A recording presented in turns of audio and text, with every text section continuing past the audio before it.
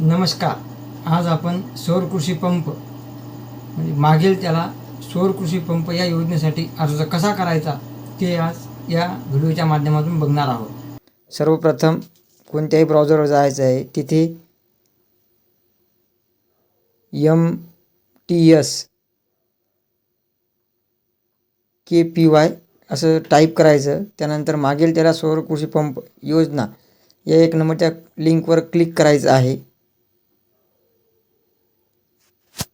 Click केल्याच्या नंतर तुम्ही सौर कृषी पंपच्या होम पेजला याल या पद्धतीने. नंतर आपल्याला लाभार्थी सुविधावर जायचं आहे. इथे गेल्याच्या नंतर अर्ज करा 1 नंबरचं ऑप्शन यावर क्लिक करायचं आहे. त्यानंतर रजिस्ट्रेशन फॉर्म तुमच्यासमोर असा ओपन होईल. इथे आल्याच्या नंतर सर्वप्रथम लँड डिटेल म्हणजे जमिनीचा तपशील भरायचा आहे. 1 नंबरला तुमचा जिल्हा निवडायचा आहे. नंतर तालुका निवडून घ्यायचा आहे.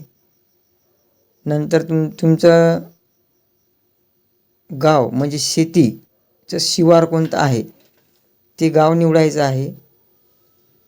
हे बघा इथं गाव निवडायचं आहे.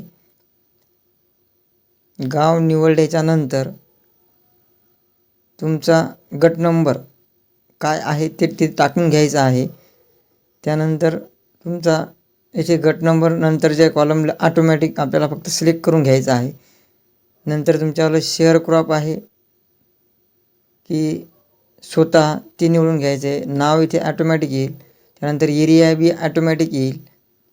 नंतर इथे कोणाच्या नावानं अर्ज करायचा त्याचा ॲप्लिकंटचं अर्जदाराचं पहिलं नाव टाकून घ्यायचं आहे. नंतर अर्जदाराचं मिडल नेम म्हणजे वडिलाचं किंवा मग पतीचं ते नाव इथे टाकायचं आहे.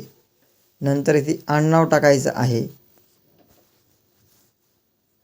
आडनाव टाकल्याच्यानंतर इथे जेंडर मेल फिमेल काय आहे ते निवडून घ्यायचं आहे. नंतर आपली कॅटेगरी SC ST OBC आहे की जनरल आहे ते निवडून घ्यायचं आहे. त्यानंतर इथे मोबाईल नंबर टाकायचा आहे.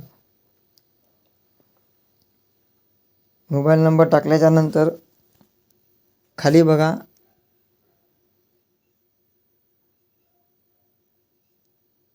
ॲड्रेस, इथे ॲड्रेस टाकायचा आहे.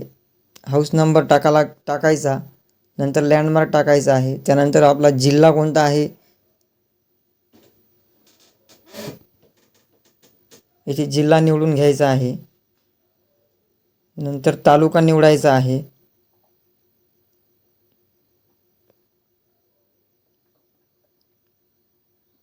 इथे तालुका निवडायचा आहे. तालुका निवडण्याच्या नंतर आपल्याला गाव आपण कोणत्या गावात राहतो ते त्या गावाचं नाव निवडून घ्यायचं आहे.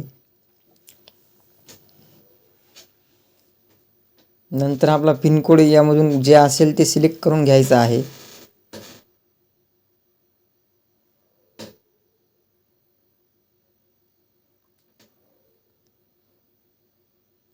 त्यानंतर या कॉलममध्ये आपला मोबाईल नंबर टाईप करायचा आहे.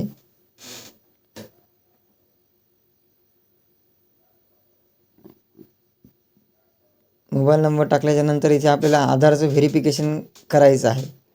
आय ॲग्रीवरती क्लिक करायचं. नंतर आपला आधार क्रमांक टाकून घ्यायचा आहे.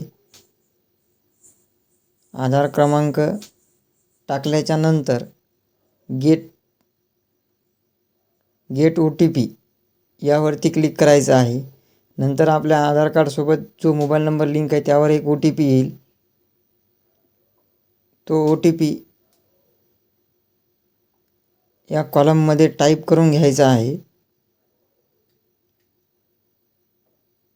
तो OTP टाईप केल्याच्यानंतर व्हेरीफाय OTP यावरती क्लिक करायचं आहे. नंतर ओके करून घ्यायचं आहे. आपली आधारवरची डिटेल इथे ऑटोमॅटिक येईल ती चेक करून घ्यायची आहे व्हेरिफिकेशन नेममध्ये. नंतर आपल्या सध्याचा सोर्स काय आहे शेतात ते निवडून घ्यायचं आहे.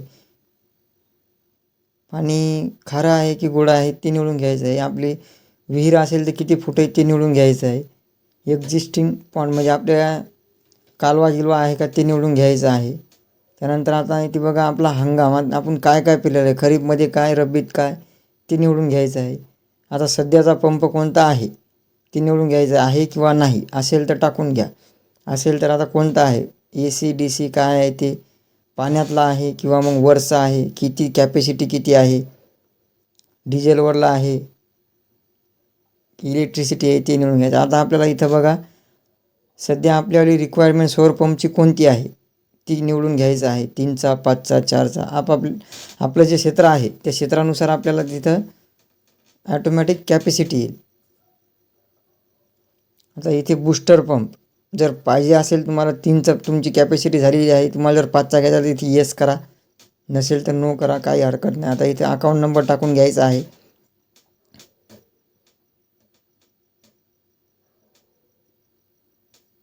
नंतर आपल्या बँक अकाउंट होल्डर जसं नाव असेल तसं टाईप करून घ्यायचं आहे. इथे बघा IFSC कोड ते टाईप करायचा. नंतर सर्च यावरती क्लिक करायचं. बाकीची डिटेल ऑटोमॅटिक येईल. ती आल्याच्या नंतर समोर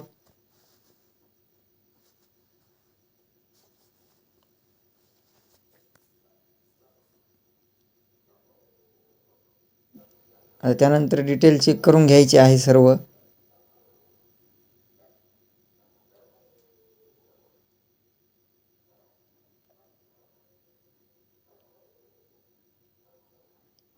सर्व डिटेल चेक केल्याच्या नंतर आपल्याला इथे डॉक्युमेंट अपलोड करायचे आहे. आपल्याला डॉक्युमेंट 1 नंबरला 7/12 करायची आहे.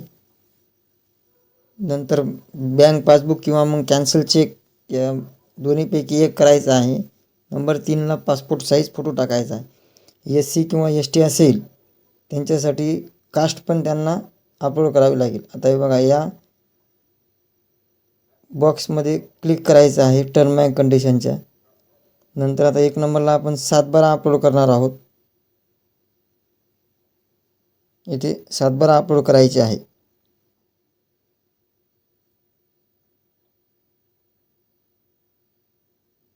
2 नंबरमध्ये इथे आपण बँक पासबुक किंवा मग कॅन्सल चेक दोन्हीपैकी काही पण एक अपलोड करायचं आहे. आपण बँक पासबुक घेतलेला आहे.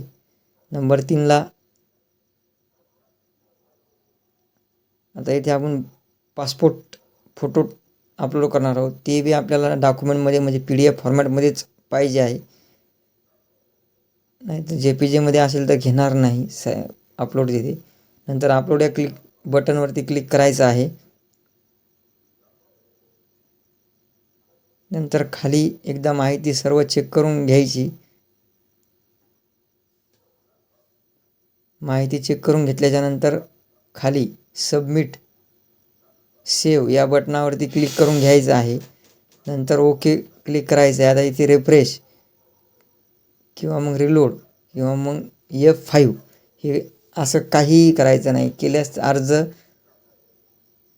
तुमचा त्रुटीत पडेल.